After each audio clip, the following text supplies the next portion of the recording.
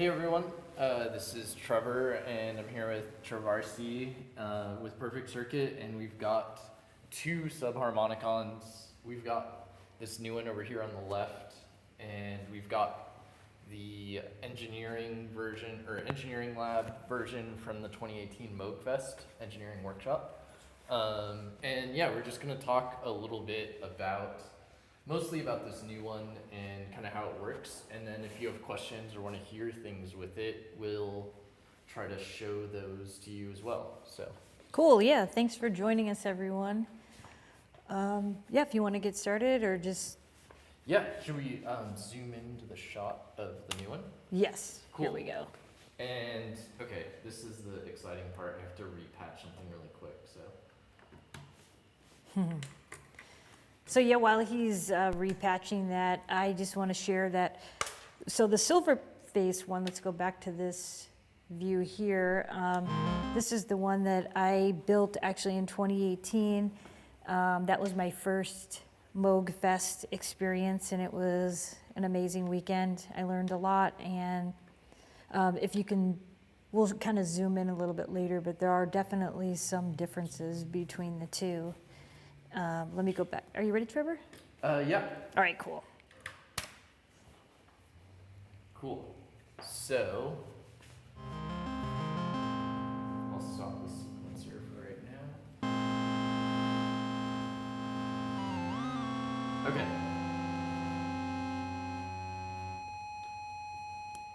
All right.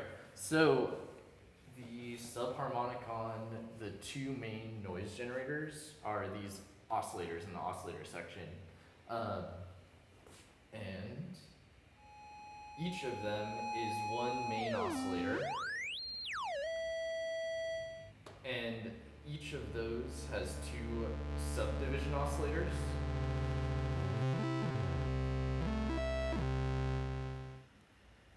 So you can make some interesting sounds by dividing your main oscillator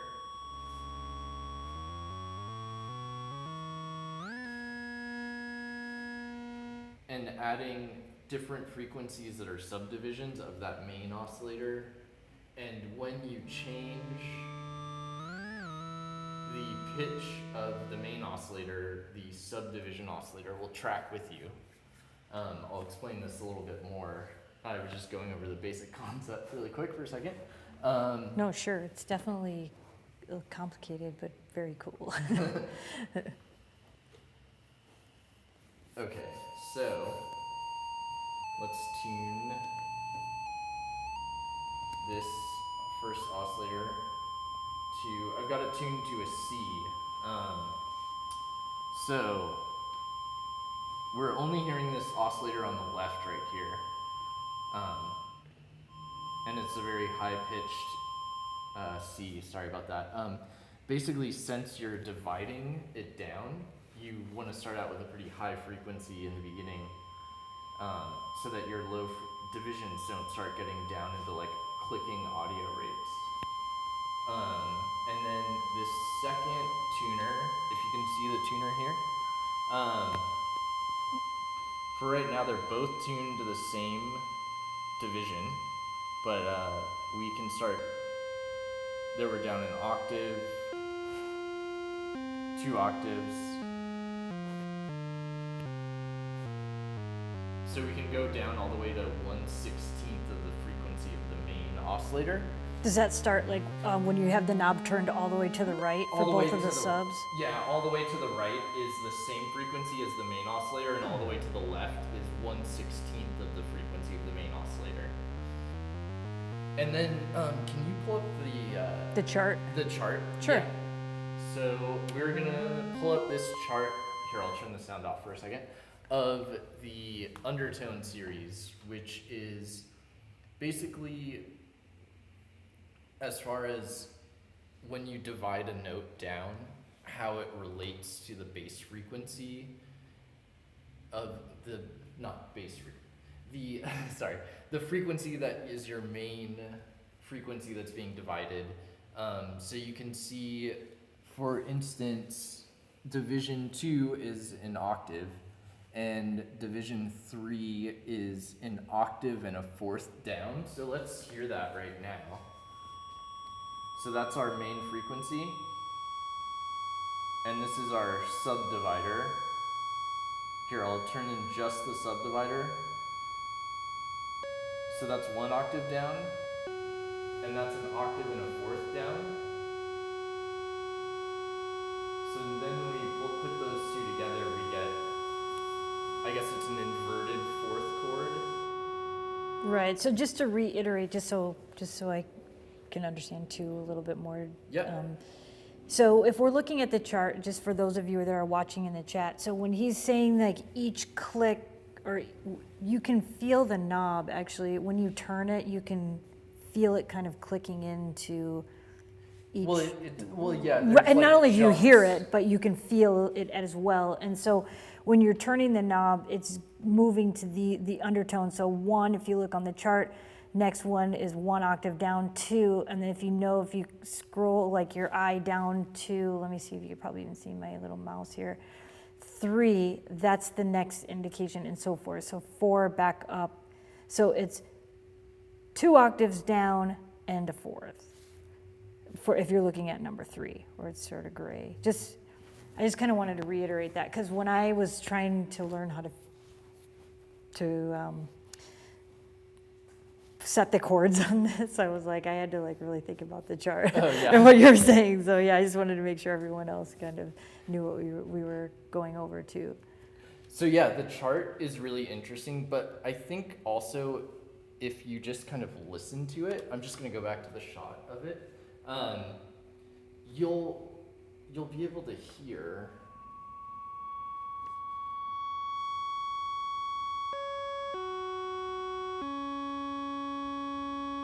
By just kind of trying out all of the different divisions. Because like you were saying, the knob doesn't actually click, but You just feel it like as click is poor choice of word, I guess, but more. But yeah, there's jumps. It's not like a continuous turning. So you can just go to those different divisions and hear how they sound compared to the main oscillator. And then since you've got 2 of those oscillators, or 2 of those subdivisions per oscillator, you'll get some that kind of sound like a chord like this, and others where you just start getting, weird. Another type of harmonic happening. Yeah, and like. So there you can hear it. They interact in interesting ways. Or like you can get not very chord-like sounds like that if that's what you want as well. Or not very consonant chords, I guess I should say.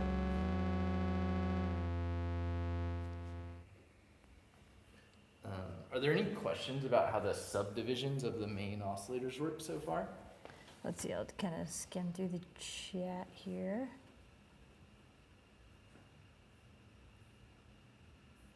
So far, no. Cool. And then, so you don't just have one of those, you've got 2 of those. So you have 6 sound sources. You've got 2 main oscillators, which each have 2 sub-oscillators. So you can get some very wide 6-note chords. I'll try to tune an interesting one in. I'm gonna cheat by using the Mordax data as a tuner. So I tuned oscillator 1 to C, and I'll tune oscillator 2.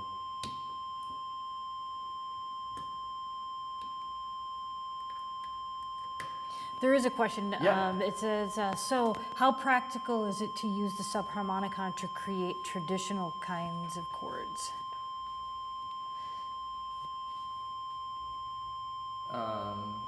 Traditional chords as in like, well, so let me show. So here we've got like a regular 5th, right? And we can add like, say, an octave down to that. Sorry.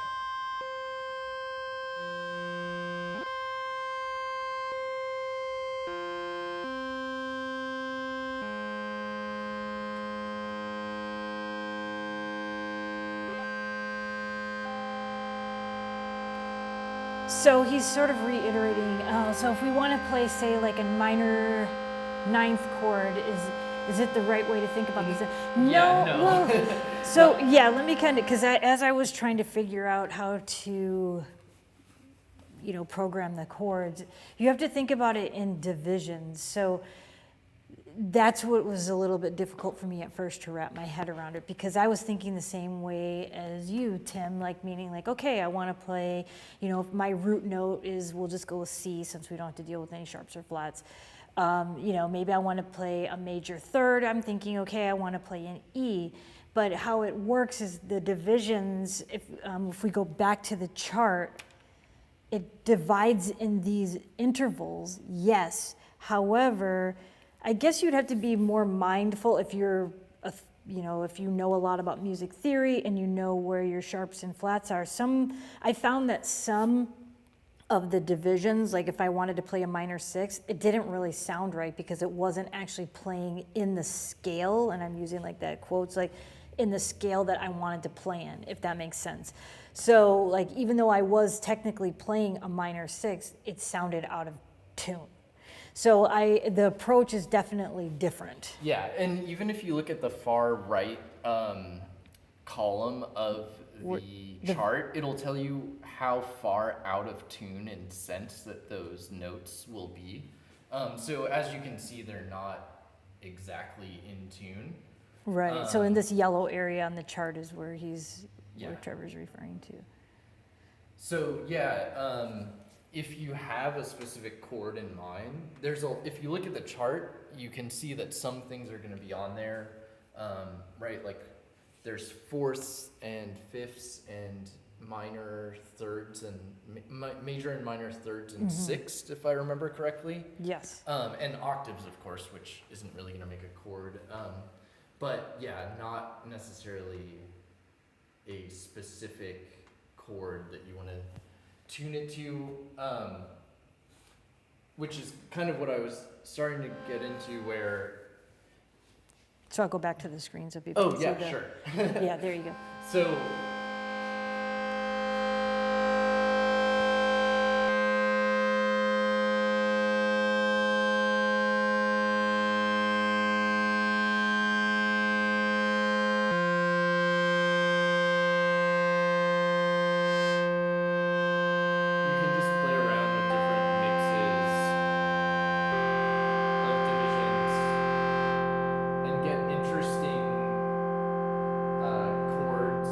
probably wouldn't think of if you are a keyboard player and you sit down at a piano and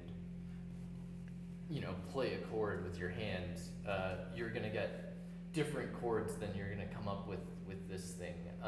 Right. Yeah, and these are all, if you're familiar with just intonation and equal temperament, which we'll talk about a little bit, but that gets a little bit too complicated to go into in this video. But actually, Andrew Wong just posted an interesting video about the harmonic series where he talks a little bit about just intonation as well, which is a good video to watch if you're curious about a little bit more about that. And if you think about the harmonic series backwards, that's basically how the subharmonicon works. Gotcha. Yeah. So Ken Fluxwith that's in the chat with us, and he says, this strikes me as something that pairs well with reverb and delay combos. Definitely. Yeah, that's why we were running it through this mimeophone for the intro. Cool. So speaking of those chords, you can also modulate all of these, which we'll talk about a little bit later when we talk about the sequencer section. But before we get into that, I wanted to talk really quick about the quantizer section, which is actually something new that was added to this version, which wasn't in the engineering workshop version. Right, so if you just kind of show people, I think they can see really quick. Yeah. Jump over that screen. Sorry, you can keep talking, but I wanted to kind of go back to the screen so they can see a little comparison. Yeah. Yeah, definitely don't have that on the workshop engineering version. Cool. If we can jump back to the shot of here. Okay, cool. So, let me go to just one oscillator again.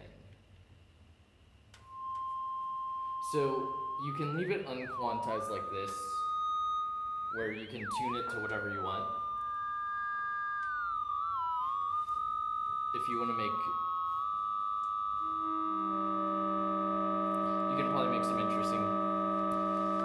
Right, and Charles actually, just to Yeah. reiterate, I'll let you answer, but he said, so this tuning is just to temperament? You have both options, actually, Yeah, on the as far as the quantize. quantizer goes, which is only quantizing the tuning of the two oscillators. Not but the subdivisions, Not the right? subdivisions, because those are always divisions of the main two oscillators, and those divisions are always going to be basically, yeah, a type of just intonation. I could be saying that wrong because I'm not hugely up on the music theory part, but since they're based on just divisions of the frequency of the oscillator and not based on notes, those will be more of like a just intonation style tuning system than equal temperament. But you can tune your two main oscillators to a more normal equal temperament quantizer. Or you can use a just intonation quantizer for them, which I think works really well with the subharmonicon, just because the subdivisions are kind of inherently more like just intonation. So it kind of works in that world. Is that, yeah. No, totally. I'm just kind of giving them another screen, just a page from the manual so they can see where when you're clicking the button, where the quantize button and where they have those options, where this little gray ball is. All right, cool. I'll go back to the other screen now. Cool. So yeah, you've got 12 tone, equal, or 12 equal temperament quantizer, unquantized like I was talking about before.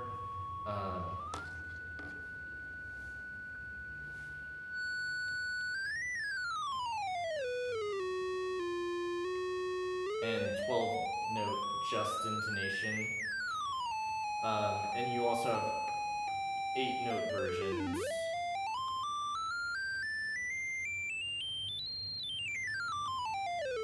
Which are basically like the white keys on a piano keyboard. Another interesting thing about the oscillators before we get into the sequencer part is that there are 3 different waveforms here. So the top one is a square wave, the bottom one is a saw wave, and then this one in the middle is a form of pulse width modulation, where the sub oscillator is actually pulse width modulating the main oscillator. I don't actually have the sound. Let me turn the sound for a second. I don't actually have the sound of this oscillator routed, so we're not hearing this oscillator. We're only hearing the effect that it has on the pulse width of the main oscillator.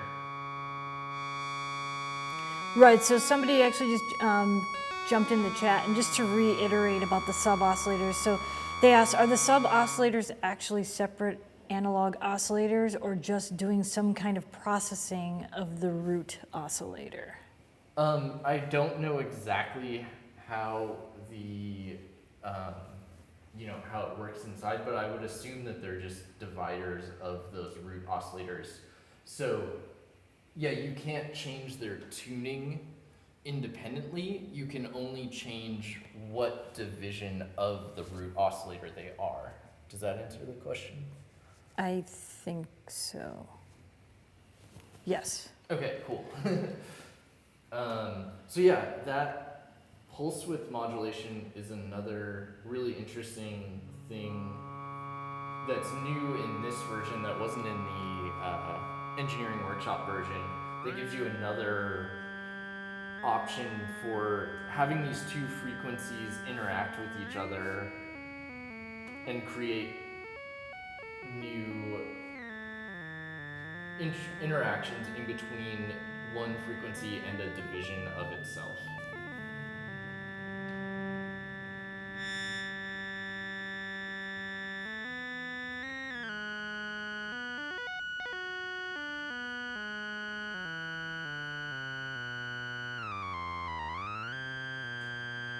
One other interesting thing about the oscillators while we're talking about them.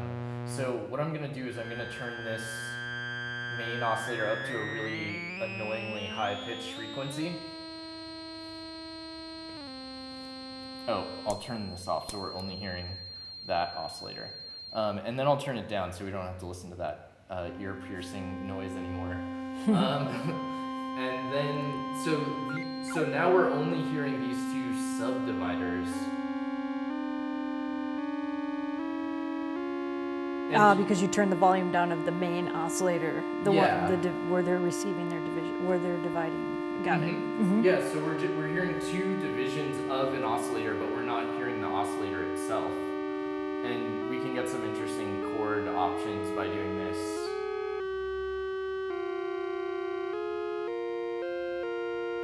Here's some more consonant sounding ones and more dissonant sounding ones. Like that. No, totally. And then you can, of course, change the frequency of the main oscillator, and they kind of track together because they're related to this main frequency.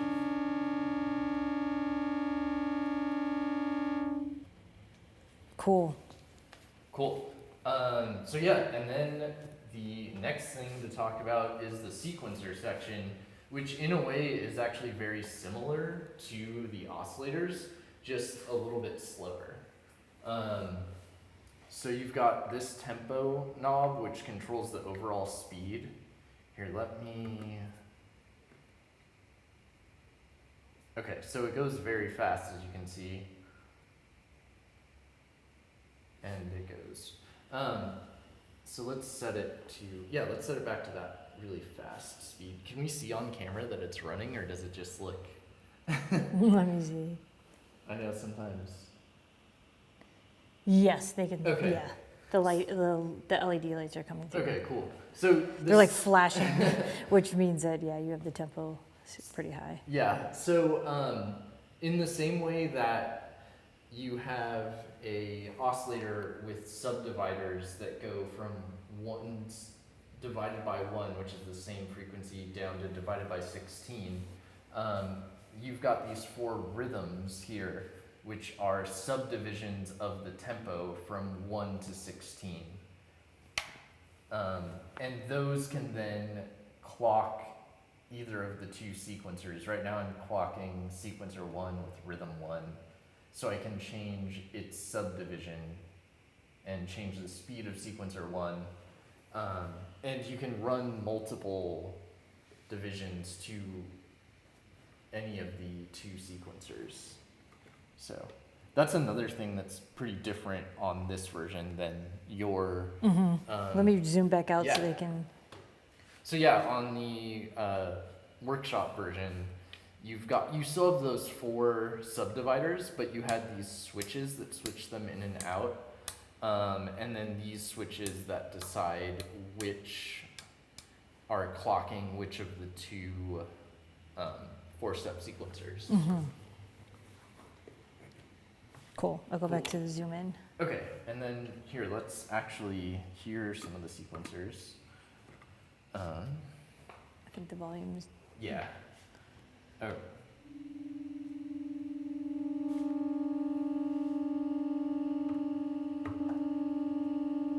Here we go. Oh, I had it still set to the super high frequency.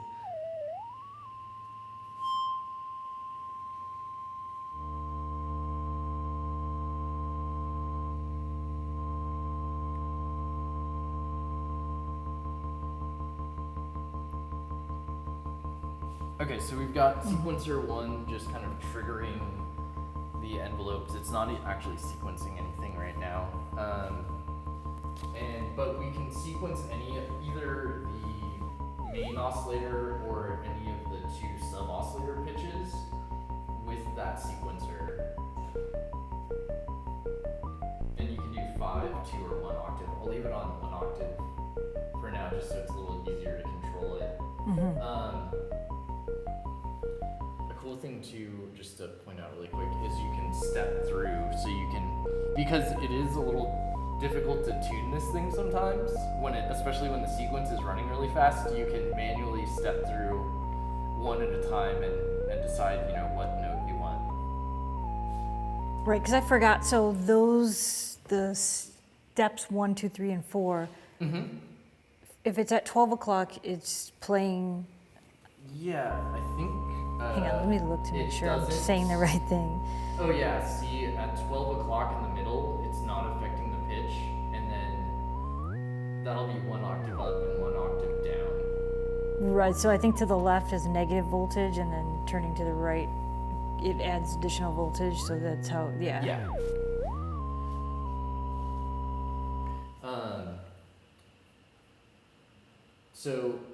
So for instance, like an interesting thing to do, let's use this to tune subdivisions. So we can just pick out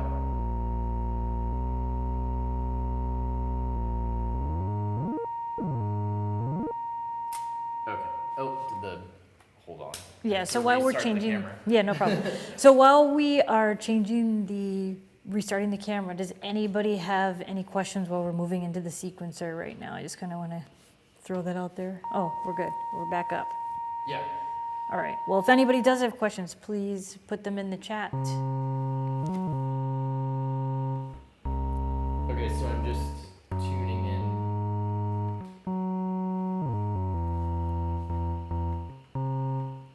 Probably not the best sounding sequence ever, but so yeah, you can control.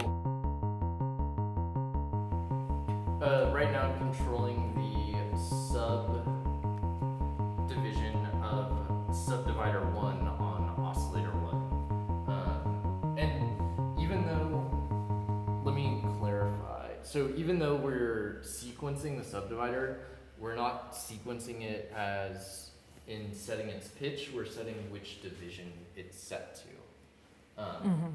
So, and then yeah, you've got 2 4-step sequencers. The other one is basically the same, but it by default it can control either the main oscillator pitch or one of the 2 sub-oscillator divisions of oscillator 2. But since this synth is semi-modular, you've got this patch bay here, so you can route those sequencers to whatever you want. Where did I put the patch cables? Here they are. So like an interesting patch that you can do is take the output of sequencer 1. So for example, we've got this going there, and then I'm going to set, here I'm going to set this faster, and then I'm going to set this to a 1/4 of the speed.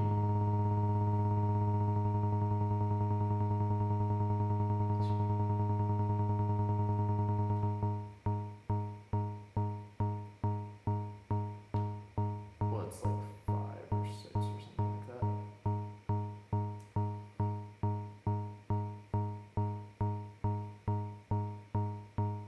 There we go. Okay, cool. So you can kind of use the second sequencer as like a offset to your first sequencer, where it plays these 4 notes and then it adds this offset in. Let me move these cables out of the way so I can see what's going on.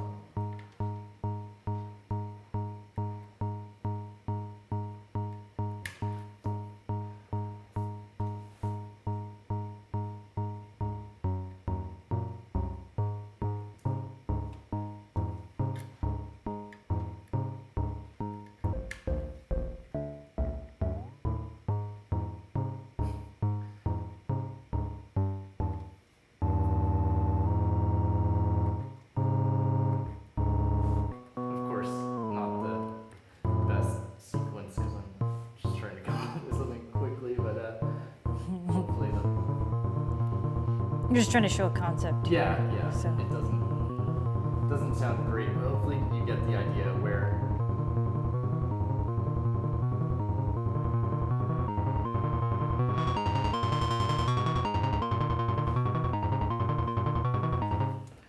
You've got these two 4-step sequencers, with a lot of different options for clocking, and you've got also polyrhythmic clocking options for them. So Yeah. somebody just kind of so to reiterate, to go back just for a moment. So the top two, so the question is, so the top 2 rows of the knobs on the sequencer This control the row- pitch and division, and the bottom controls tempo? Yeah, So just that one rhythm, so the first 2 rows. So the first row is sequencer 1. This is like basically the voltage that's going out of sequencer 1. The second row is sequencer 2's voltage, and the third row are the clock divisions of these 4 clock dividers. And then these 4 clock dividers, when you light up the button, it will clock that sequencer. So for example, this one clock divider, I've got the button lit up for sequencer 1, so sequencer 1 is being clocked by that divider. And if I click sequencer 2, now it's also clocking sequencer 2. Right, so you can mix it up and. Yeah. And you can do. So I've got like this slow one clocking it as well. So every once in a while we get like a jump when that slower one kicks in.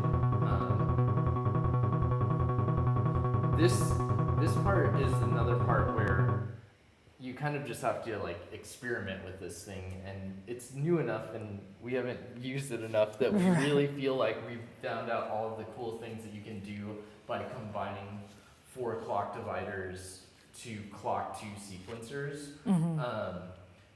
And it's also really fast to like perform with, where you can kind of clock different sequencers in and out. You know what I mean? Like say for instance you want a faster part of your song, and then you want a slower part, you could definitely switch between these 2. And I think there's a lot of. Someone Yet to be mentioned ex- earlier with the rhythm, I believe this is what they were referring to because they mentioned audio rate. So that's where if you set like a certain chord and then turn the speed of the rhythm, you could hear the harmonic of the. Yeah. I think actually, because we were I haven't just tried watching it the yet, but I know what he's the referring to. Heinbach video earlier, and he was talking about the Adam Neely video, which is, if you haven't watched it, it's really interesting. He talks about how the divisions of rhythms are the same as the divisions of 2 frequencies that make chords, and they give you the same feelings that those chords give you. So like a major chord division turned into a rhythm pattern is like a happy feeling rhythm, and a minor one is more of a minor feeling one. And then he shows like how when you speed it up, Yeah. and that's where you get the audio rate, and then you hear the chord, as opposed to the plucking of the rhythm of each individual note. The faster the speed of the rhythm, then you can hear Yeah. So which is kind of Yeah, which is cool, and you can definitely like experiment with that. Okay, sorry, I'll talk about it before turning on the really fast sequencer. You could definitely experiment with that because this sequencer goes into really high frequency ranges, and it's got a lot of polyrhythmic and division options. So let's just kind of play with that right now and see what we can come up with. Yeah, while you're doing that, try it, because somebody in the chat mentioned fully clockwise on the rhythm is at 1-to-1 tempo rate. So yeah, so this is 1-to-1, and then this is 1/16.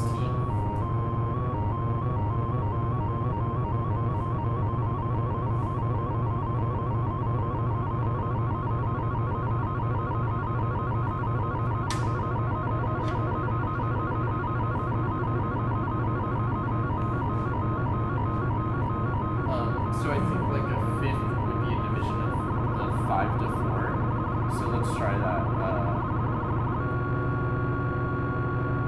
Okay, so we're at 1, 2, 3, 4, 5. If I did that right.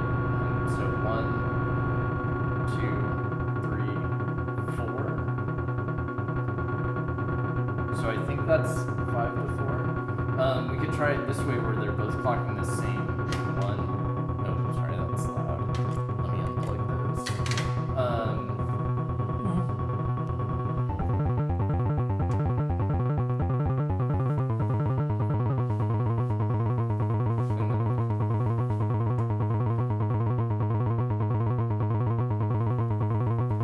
Oh, how soon will we be? I know we have more on order, but I don't know exactly when they will be coming in, but hopefully pretty soon.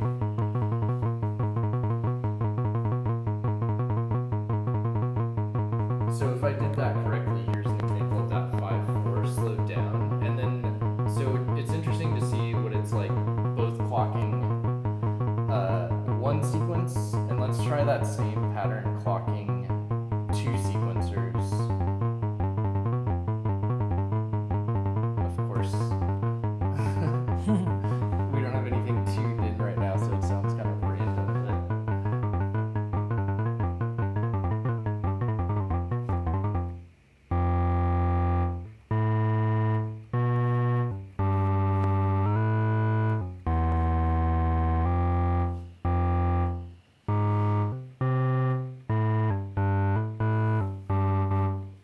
Well, obviously, I'm not a composer.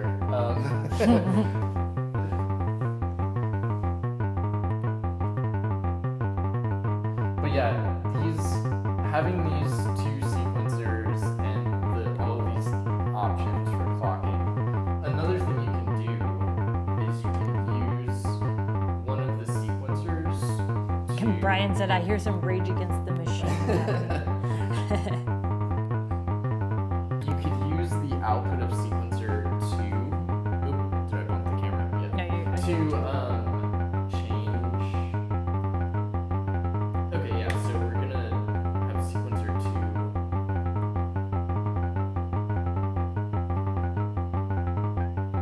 Change the division of... Is this right? Oops. No, I plugged it in. Here we go. So yeah, you can, like right now I'm changing the speed of the other sequencer with this sequencer. I'm not, I plugged it in wrong. Okay, now we're doing that, sorry.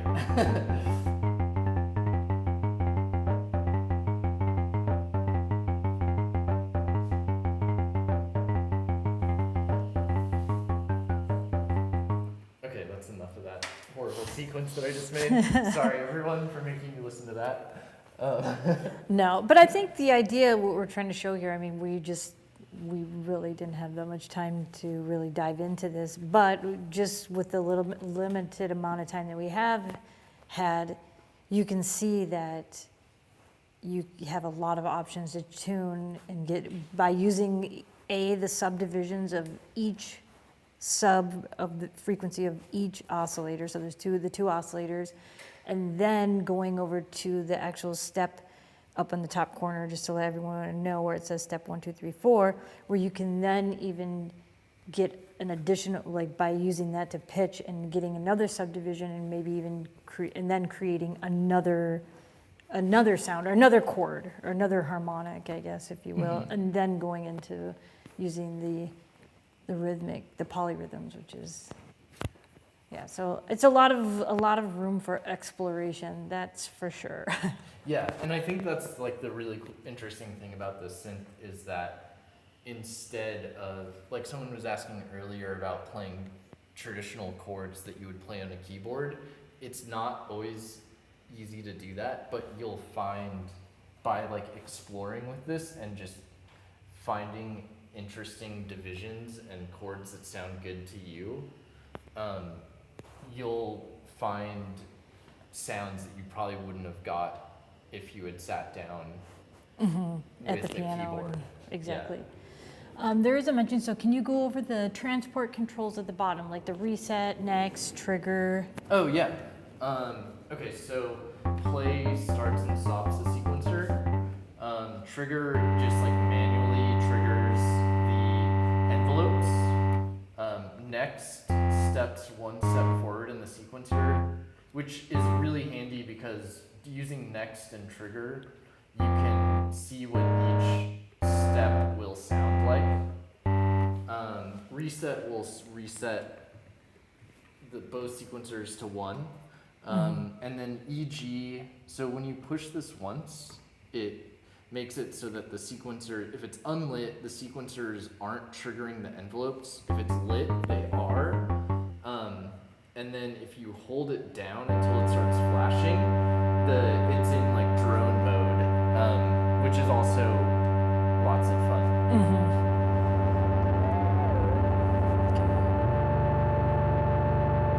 I'm not running it through the Okay. right now. But Like, yeah, that would be cool. Oh yeah, and we didn't mention that all of the sounds are running through a Moog, 24 dB ladder filter. So, and there's attack and decay envelope generators for both the filter and the VCA. And another really cool thing that we found the other day when we were making the other video is that like a lot of times since you want your chords to kind of fit like above your bass and your drums, if you turn the resonance up, it does cut some of your bass frequencies, which you would be a little sad about if you were trying to make a cool bass patch. But if you're trying to make chords that fit above your bass in the mix, that's a really cool feature. Yes, someone in the chat said, I'm thinking an ambient machine. Yeah, for sure. Yeah. Yeah. You could do like lots of drone stuff. You could do, like lots of like plucky percussive sounds, like crazy polyrhythmic stuff, and like I'm sure with a delay and reverb, you could do Some pretty crazy stuff. Yeah.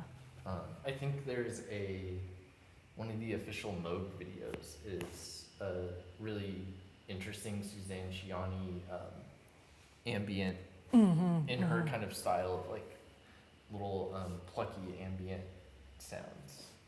Very cool. Yeah. Oh, and one other thing we didn't talk about was it's got MIDI control.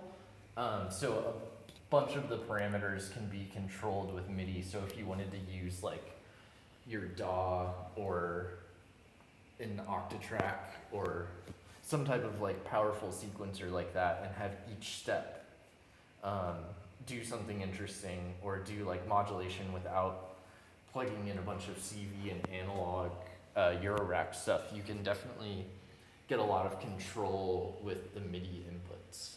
Exactly. Yeah, and that's another feature that is not on the engineering workshop one. I like that they did add MIDI to that. Someone said in the chat, this synth is dope because you have to learn new ways to construct a sound rather than just learn its menus, locations. And I agree with you 100%. Yeah. Yeah, it's very like hands-on, and there's not really like menu diving, but. Yeah, you definitely don't have the immediacy of like, hey, let me just quickly like get a chord in and like, you definitely have to have time to explore, which I think is not a bad thing when you're trying to create music. Yeah, it makes you like slow down and find and try stuff out instead of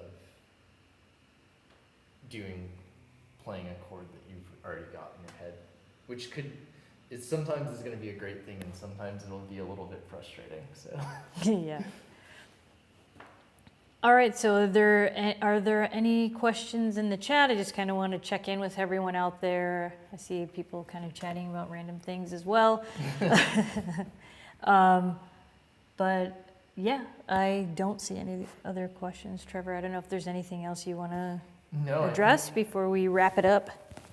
Yeah, I think I said everything that I thought was interesting about the subharmonicon. Yes. Let me fix my microphone. Okay, now my voice doesn't sound all muffled anymore.